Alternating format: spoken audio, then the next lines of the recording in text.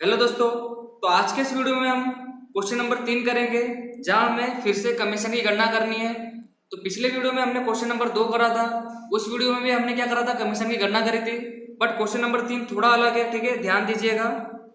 यहाँ लिखा हुआ है विस्मय, अभिजीत और कुणाल 3:2:4 के प्रमाण में लाभ हानि बांटने वाले साझेदार है। तो हमें इस क्वेश्चन में लाभ हानि का अनुपात दिया गया है, जबकि क्वेश्चन नंबर 2 में नहीं दिया था, तो हमने समानुपात लिया था। तो आप इस अनुपात को ध्यान में लोगे।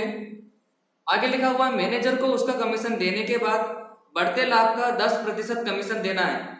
तो सवाल में आप कंफ्यूज नहीं होगे मैनेजर का कमीशन सुनकर, क्योंकि किसी भी प्रकार का कमीशन हो, कैलकुलेशन एक ही जैसी होती है, ठीक है। आगे लिखा हुआ है अभिजीत के भाग में रुपए 30,000 लाभ आता है, मैनेजर के कमीशन की गणना कीजिए। तो सवाल पूरा अलग बन जाता है, क्योंकि मैंने आपको क्वेश्चन नंबर 2 में कहा था कि कमीशन की गणना करने से पहले आपको ये पता होना चाहिए कि सवाल में किस प्रकार का लाभ दिया गया है, शुद्ध लाभ दिया गया है या वितरण पात्र लाभ दिया गया है, क्योंकि दोनों लाभों का तरीका अलग होता है कमीशन निकालने का, ठीक है। अगर शुद्ध लाभ दिया हो तो मैंने आपको सूत्र क्या बताया था, शुद्ध लाभ गुणे कमीशन की दर बटे 100 प्लस कमीशन की दर। और वितरण पात्र जब लाभ हो तो मैंने आपको बताया कि डायरेक्ट कमीशन हम निकालेंगे, डायरेक्ट प्रतिशत दबाने का हमको कमीशन मिल जाएगा, ठीक है। बट सवाल में ना तो हमें शुद्ध लाभ दिया गया है और ना तो हमें वितरण पात्र लाभ दिया गया है, केवल हमें अभिजीत के भाग का लाभ दिया गया है, वो है 30,000। तो आपको ये पता होना चाहिए कि जो साझेदार का लाभ होता है वो हमेशा किसके ऊपर से मिलता है, वितरण पात्र लाभ के ऊपर से मिलता है, ठीक है। क्या कहा मैंने आपको, साझेदार को हमेशा वितरण पात्र लाभ के ऊपर से ही लाभ मिलता है। इसका मतलब अगर हमें मैनेजर का कमीशन निकालना है तो हमें अभिजीत के लाभ के ऊपर से सबसे पहले पेड़ी का वितरण पात्र लाभ निकालना पड़ेगा, ठीक है। तो सबसे पहले आप क्या लिखोगे, साझेदार कौन कौन है, इसमें अभिजीत और कुणाल, उनका लाभ हानि का अनुपात क्या दिया है, 3:2 और क्या है 4। टोटल कर लेंगे तो बट्टे में कितना आएगा, 9। और अभिजीत का लाभ हमें दिया है, क्या दिया है, अभिजीत का लाभ 30,000। तो आपको मैं 2 तरीके बताऊंगा वितरण पात्र लाभ निकालने के, ठीक है। दोनों तरीके में से जो आपको इजी लगे आप उस प्रकार से कर सकते हो, ठीक है। तो पहला तरीका मैं आपको बता रहा हूं। सबसे पहले हमें किसका लाभ दिया है, अभिजीत का। तो मैं लिखूंगा यहाँ पे अभिजीत का लाभ। और जैसा कि मैंने आपको बताया कि जो साझेदार को लाभ मिलता है वो हमेशा किसके ऊपर से मिलता है, वितरण पात्र लाभ। तो मैं यहाँ पे लिखूंगा वितरण पात्र लाभ, जो हमें अभी निकालना है। वितरण पात्र लाभ के ऊपर से किसको मिला होगा, अभिजीत को मिला होगा। तो गुणा क्या करेंगे, अभिजीत का भाग बट अभी हमें अभिजीत का लाभ नहीं निकालना, अभिजीत का लाभ तो हमें दिया है, हमें निकालना है वितरण पात्र लाभ। तो अभिजीत का लाभ हमें दिया है 30,000 बराबर वितरण पात्र लाभ गुणा कर देंगे 2/9। तो अब हमें इसे सोल्व करना है। तो मैंने यहाँ पे लिखा 30,000 गुणे 9/2। अभी 9/2 कैसा है आपको ये पता होना चाहिए कि गुणाकार में 2 है, बराबर के उस तरफ लेके जाएंगे तो भागाकार में जाएगा, और भागाकार में 9 है, बराबर के उस तरफ लेके जाएंगे तो गुणाकार में आ जाएगा 9, ठीक है। बराबर कर देंगे वितरण पात्र लाभ। सोल्व करेंगे इसे तो यहाँ पर आएगा 1,35,000। तो ये हमारे पास क्या आ गया, वितरण पात्र लाभ। तो वितरण पात्र लाभ हमें मिल चुका है। ये तो हुआ हमारा पहला तरीका। दूसरा तरीका मैं आपको यहाँ पर बता रहा हूं, भाग और लाभ, ठीक है। यहाँ लिखूंगा मैं पेड़ी और यहाँ पे लिखूंगा मैं अभिजीत।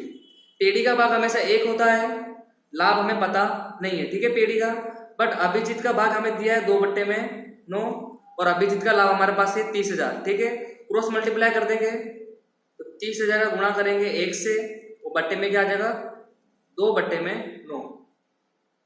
अब आपको ये पता है 1 से गुणा करने पे कुछ भी नहीं आता है, और जो बट्टे में अगर उसको गुणाकार में लाना है तो संख्या बदल जाती है, तो 9/2 हो जाएगा। फिर भी हमारे पास कितना आएगा, 1,33,000। तो आप इस तरीके से भी कर सकते हो और इस तरीके से भी कर सकते हो। तो अब हमारे पास जो ये लाभ आया है ये वितरण पात्र लाभ आया है, शुद्ध लाभ नहीं आया है, ठीक है। शुद्ध लाभ होता तो सूत्र क्या बनता है, शुद्ध लाभ गुणे कमीशन की दर बट्टे में क्या होता है, 100 प्लस कमीशन की दर। और जैसा कि मैंने आपको बताया कि जब भी वितरण पात्र लाभ दिया गया होगा तो डायरेक्ट प्रतिशत हम अप्लाई करेंगे, ठीक है। तो अब हम क्या निकालेंगे, मैनेजर का कमीशन। तो मैनेजर का कमीशन कैसे निकालेंगे? वितरण पात्र लाभ गुणे प्रतिशत, जो सवाल में दिया है। लाभ कितना है हमारे पास? 1,35,000 और प्रतिशत कितना है? 10% के लिए हमें कैलसी की आवश्यकता नहीं पड़ती क्योंकि पीछे से एक जीरो हट जाता है। तो इस प्रकार से हमने मैनेजर के कमीशन की गणना करी जो कितनी आई? 13,500।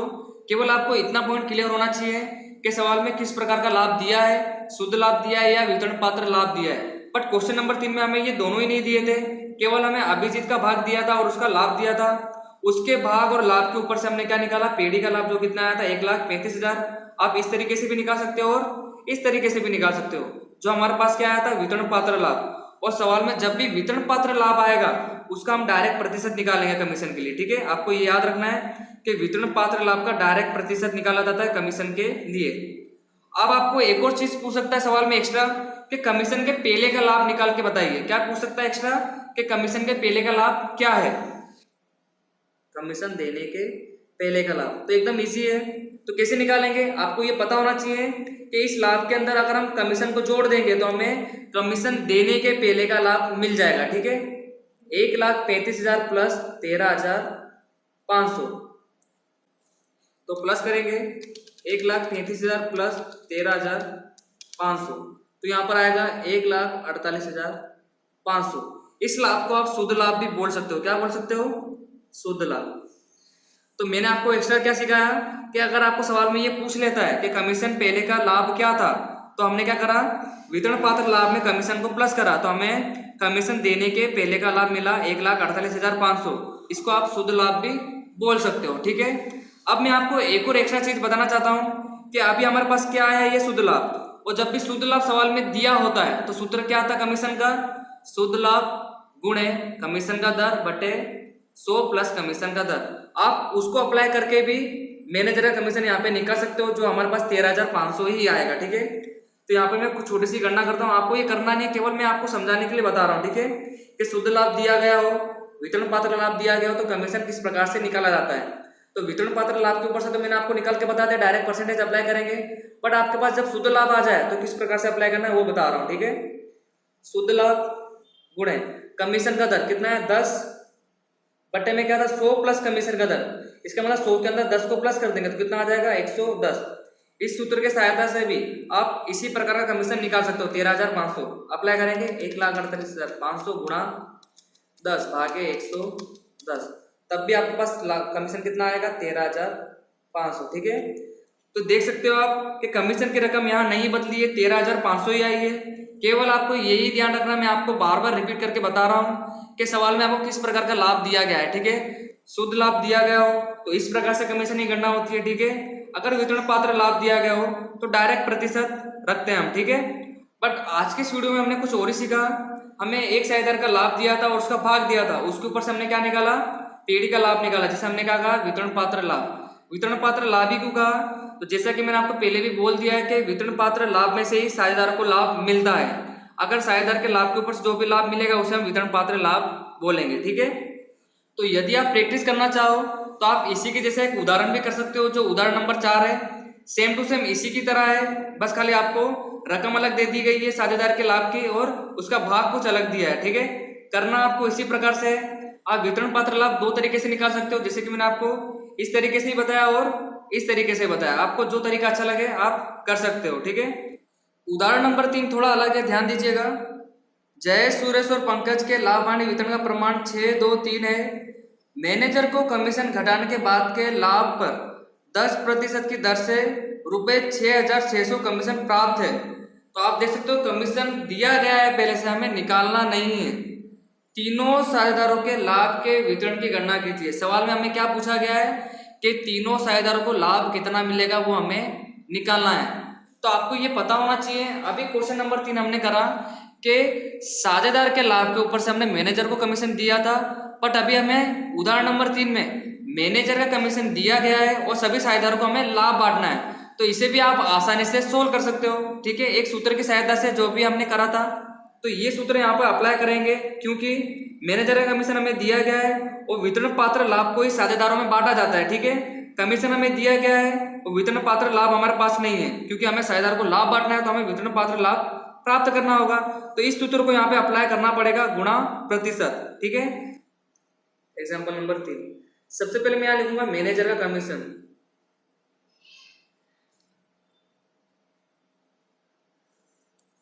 हमें सभी साझेदारों में लाभ बांटना है तो कौन सा लाभ निकलेगा, वो वितरण पात्र लाभ। तो वितरण पात्र लाभ गुणा क्या कर देंगे, प्रतिशत। क्वेश्चन नंबर 3 में हमें मैनेजर का कमीशन निकालना था तो हमने किस पे दिया था, वितरण पात्र लाभ पर। बट उदाहरण नंबर 3 में हमें मैनेजर का कमीशन दिया गया है तो इसी सूत्र की सहायता से हम क्या निकाल सकते हैं, वितरण पात्र लाभ आसानी से निकाल सकते हैं। मैनेजर का कमीशन हमें दिया गया 6600, वितरण पात्र लाभ हमारे पास नहीं है, निकालना है तो वितरण पात्र लाभ गुणे प्रतिशत हमें दिया गया है 10%। क्या करेंगे 10 बट्टे में क्या हो जाएगा 100। अगर आप चाहो तो इसको इसी प्रकार से भी लिख सकते हो, 10% भी लिख सकते हो, ठीक है। अब आप देख सकते हो कि जो 10 है ये गुणाकार में है तो बराबर के उस तरफ कहाँ जाएगा, भागाकार में जाएगा, ठीक है। और जो 100 है ये भागाकार में तो बराबर के उस तरफ कैसे जाएगा, गुणाकार में, ठीक है। वो हो जाएगा वितरण पात्र लाभ। सोल्व करोगे जब यहाँ पर आएगा तो आप देख सकते हो हमारे पास वितरण पात्र लाभ आ चुका 66,000। केवल आपको ध्यान से पढ़ना है, आपको सूत्र अच्छे से याद होना चाहिए कि सवाल में आपको दिया क्या गया है। अभी हमको सवाल में मैनेजर का कमीशन दिया गया था, वितरण पात्र लाभ नहीं था। जबकि जो क्वेश्चन नंबर 3 था हमको मैनेजर का कमीशन निकालना था तो वितरण पात्र लाभ के ऊपर ही हमने क्या दिया था, उसको कमीशन दिया था।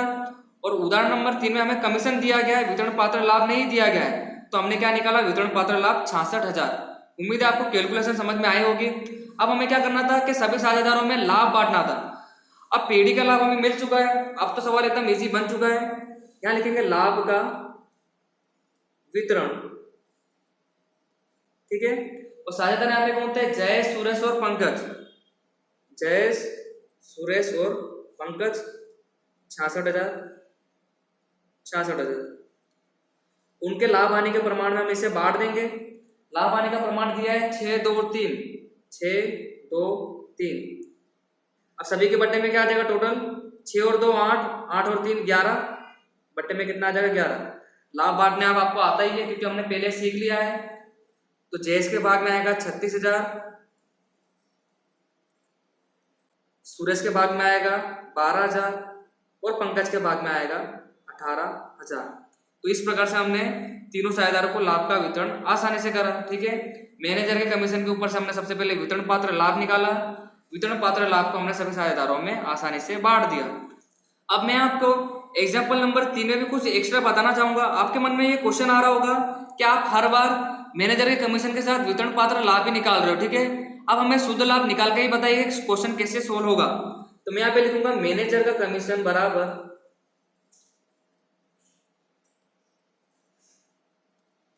क्या निकालेंगे, अब हम शुद्ध लाभ।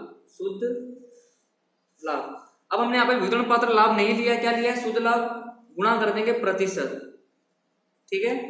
मैनेजर का कमीशन हमें 6,600 दिया गया है, शुद्ध लाभ गुणा। अब आपको प्रतिशत में थोड़ा ध्यान रखना है, आपको ये पता होना चाहिए जब भी शुद्ध लाभ की बात होती है तो प्रतिशत बदल जाता है। ऊपर तो 10 हम लेंगे बट बट्टे में आपको पता होना चाहिए कि कमीशन प्लस क्या कर देंगे 100, तो कितना हो जाएगा 110 हो जाएगा, ठीक है। जब भी शुद्ध लाभ की बात होती है तो इस प्रकार से कुछ कैलकुलेशन करनी रहती है।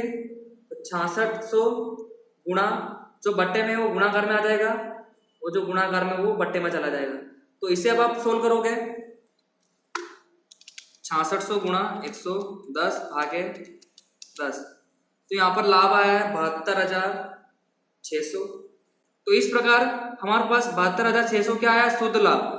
बट आपको ये पता होना चाहिए शुद्ध लाभ में से कभी भी साझेदारों को लाभ दिया जाता नहीं है। सबसे पहले साझेदारों के खर्च माइनस करे जाते हैं, उसके बाद ही जो लाभ बचता है उसे हम साझेदारों में बांटते हैं, जिसे हम क्या कहते हैं, वितरण पात्र लाभ। इसका मतलब यदि आपको एग्जाम्पल नंबर 3 में साझेदारों को लाभ बांटना है तो इसमें से 72,600 में से सबसे पहले आपको क्या माइनस करना पड़ेगा, कमीशन माइनस करना पड़ेगा। अगर कमीशन माइनस करोगे तब आपके पास क्या आएगा, वो वितरण पात्र लाभ आएगा, ठीक है।